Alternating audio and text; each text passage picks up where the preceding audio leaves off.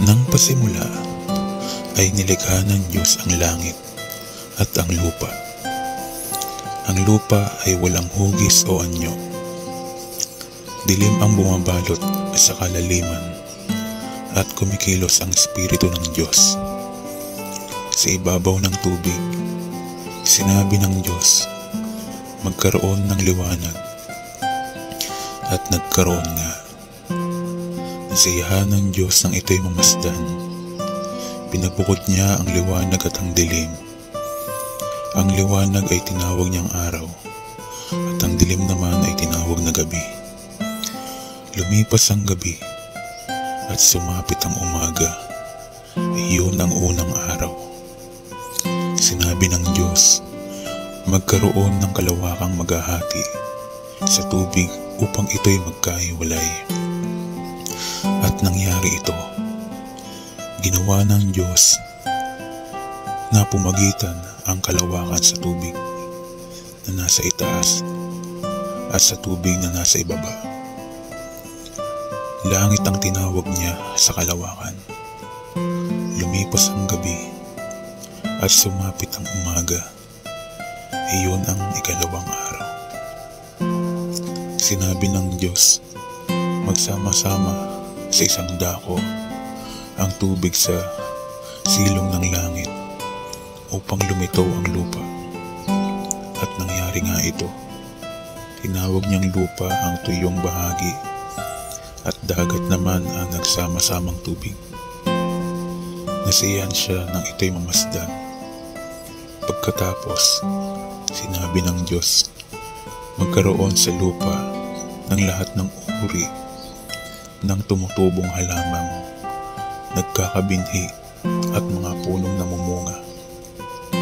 At nangyari ito. Tumubo nga sa lupa ang gayong mga halaman. Nasiyahan siya nang ito'y mamasdan.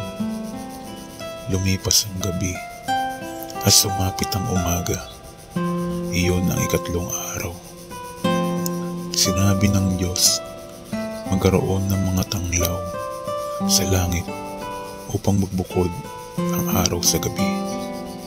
Ito ang magiging batayan sa bilang ng mga araw, taon at kapistahan. Mula sa langit, ang mga ito'y magbibigay ng liwanag sa daigdig. At gayon nga ang nangyari. Nilikha ng Diyos ang dalawang malalaking tanglaw, ang araw, upang magbigay liwanag sa maghapon, at ang buwan upang tumanglaw kung gabi. Nilikha rin niya ang mga bituin. Iniligay niya sa langit ang mga tanglaw na ito upang magbigay ng liwanag sa daigdig. Tumanglaw kung araw at gabi. Magbukod sa liwanag at dilim. Nasiyahan ng Diyos nang ito'y kanyang pagmamasdan. Lumipas ang gabi at sumapit ang umaga. Iyon ang ikaapat na araw. Sinabi ng Diyos, magkaroon sa tubig ng maraming bagay na may buhay at magkaroon din ng mga ibon sa himpapawid. Nilikha ng Diyos ang mga dambuhala sa dagat at lahat ng bagay na nabubuhay sa tubig, gayon din ang lahat ng uri ng ibon. Nasiyahan ng Diyos nang ito'y mamasdan.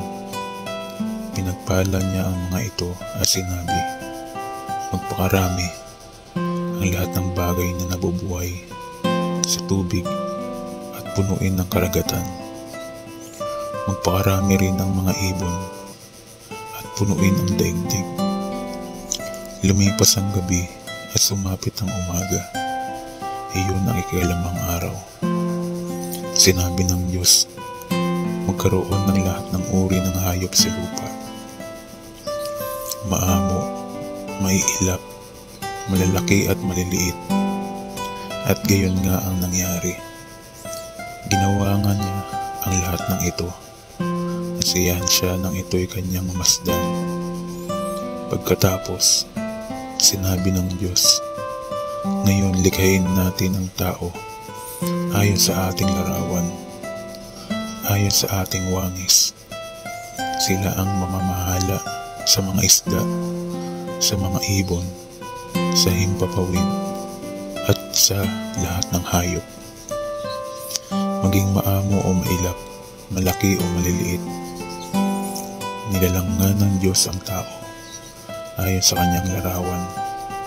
Sila'y kanyang nilalang na isang lalaki at isang babae, at sila'y pinagpala niya. Sinabi niya, magpakarami kayo at punuin niyo ng inyong mga anak ang buong daigdig, at kayo ang mamamahala nito. Binibigyan ko kayo ng kapangyarihan sa mga isda sa tubig, sa mga ibon sa himpapawid, at sa lahat ng mga hayop na nasa ibabaw ng lupa. Ibinibigay ko rin sa inyo ang lahat ng uri ng halamang nagkakabinhi at mga bungang kahoy bilang pagkain nyo. Ang lahat ng halamang luntian ay binibigay ko naman sa lahat ng hayop sa ibabaw ng lupa at sa lahat ng mga ibon. At ito nga ang nangyari. Pinagmasdan ng Diyos ang lahat niyang ginawa at lubos siyang nasiyahan. Lumipas ang gabi at sumapit ang umaga. Iyon ang ika-6 na araw.